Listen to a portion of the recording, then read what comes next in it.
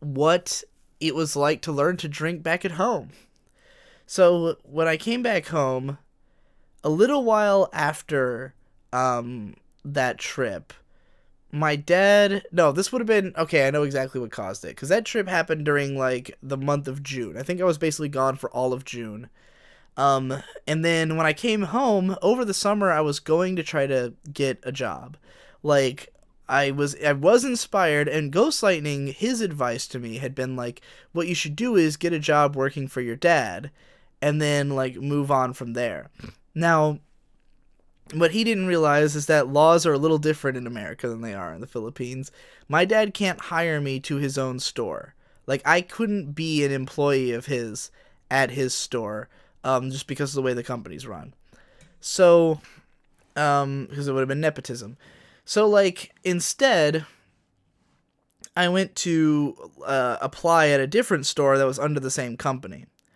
And I actually did it. I went and did the application. Like, I did an interview and everything. Like, I went in a fucking suit with my hair straight and I was completely clean shaven. And I interviewed, and I mean, I came off kind of shy, I would think, but like, they seemed to like me. They were like, yeah, he can do it. Like, we'll give him a try, you know? And they basically told me, like, just call them up and I can get the job. Like, I had the job as a car salesman, which is what, you know, my dad is was a GM of a car dealership at the time. And so I could have had this job easily, but I never called and I never came in for the interview, and I spent the next year and a half doing absolutely nothing. So, yeah, I didn't get a job until late 2012. So the rest of 2011 and most of 2012, I had no job and I wasn't really doing anything. Except for most of 2012 watching My Little Pony and blogging about it, and then eventually becoming a video game YouTuber, and then a My Little Pony YouTuber, and a Target worker for a brief time. But there was a good 6 months that I don't even remember what I was doing. I know I wrote some blog posts. Fuck. I don't really know. I don't know what the fuck I did. But I know what eventually happened is my mom got cancer and was in the hospital for months. And while she was in the hospital, basically, we were told that when she gets out, like, she's gonna be like at a really lowered immune system. So it was important that she be kept in like a clean environment where that was like, you know, that there wasn't gonna be like germs in the air. Now, our living room where we hung out at all times had a carpeted floor and like you know, couches that are like carpet, you know, like that kind of, I don't know what the hell it's called, not leather, you know, they're normal couches. So we'd had this room, you know, we've been living there for a couple of years at this point, but when we found that out, my dad was like, well, what if we got rid of the carpet and the couches and we got some leather couches and we totally redesigned the living room. Now, because we were redesigning the living room, he decided to go all out and design it as a fucking castle. I don't know if you've seen videos of the house I used to live in, but it was literally a fucking castle. Like, we had these mural artists who did, like, illusion murals come and design a mural all over the walls of our house, the walls were completely redone. Like, all the walls were taken down and reinstalled, and then painted to look like a fucking castle. All kinds of shit was installed. The bar was completely rebuilt because the house had come with a bar, but we rebuilt it into a totally different bar. And the carpet was all stripped. And it turned out, because my dad was talking about getting concrete floors, and it turned out we already had, like, the nicest form of concrete was actually just right under our fucking carpet. Like, we didn't have to have concrete installed. We just had good concrete underneath. So we had that polished and turned into like a fucking, you know, a dark concrete look. And yeah, it became a castle.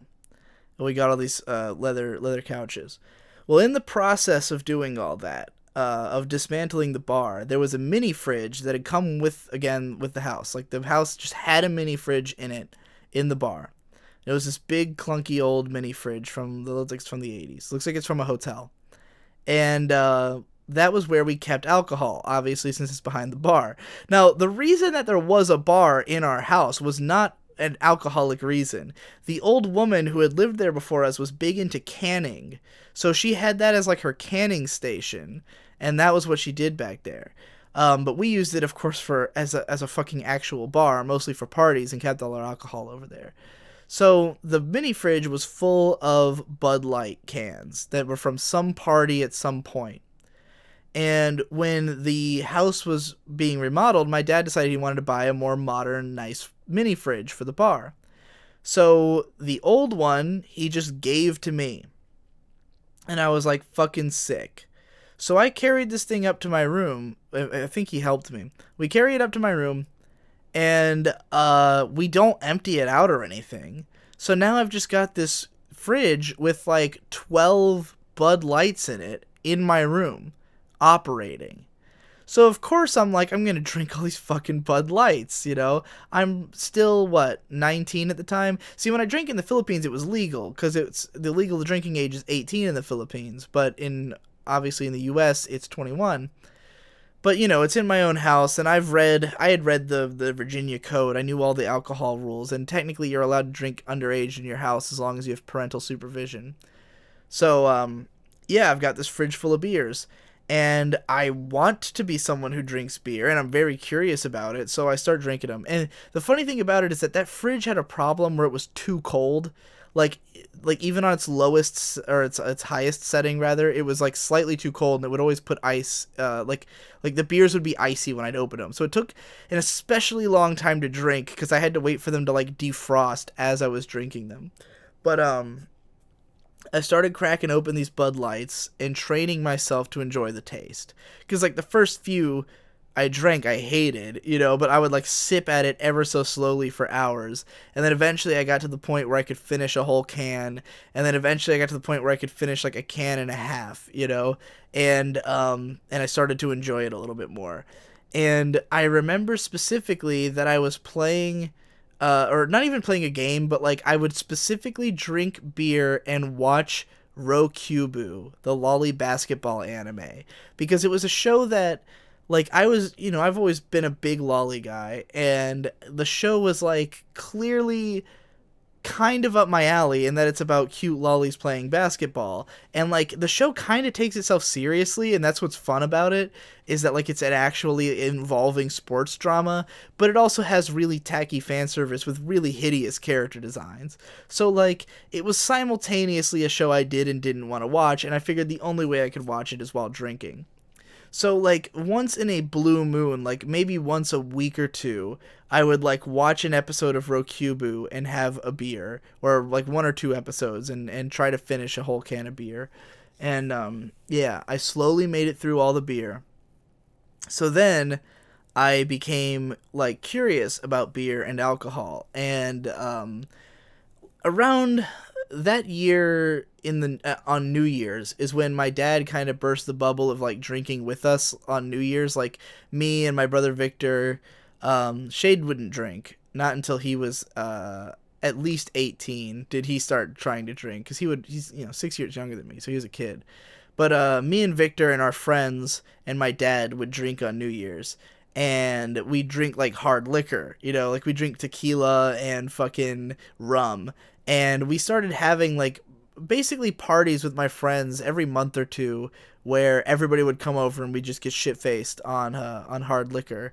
But I was mostly drinking hard liquor, and like occasionally I could get, because it was just like stuff we had. Occasionally I could get my dad to like buy me a beer. I think I don't remember how I got my hands on Dos Equis, because I started drinking Dos Equis as like the first beer I really enjoyed. Maybe I just was 21 by then. Like, maybe I was 21 by the time I started getting really into beer. But, like, at some point, I started drinking beers and, like, trying different ones. And Dos Equis made me... that's the first beer I, like, actually enjoyed. And from there, I became a good old drinky boy. And I've been that ever since.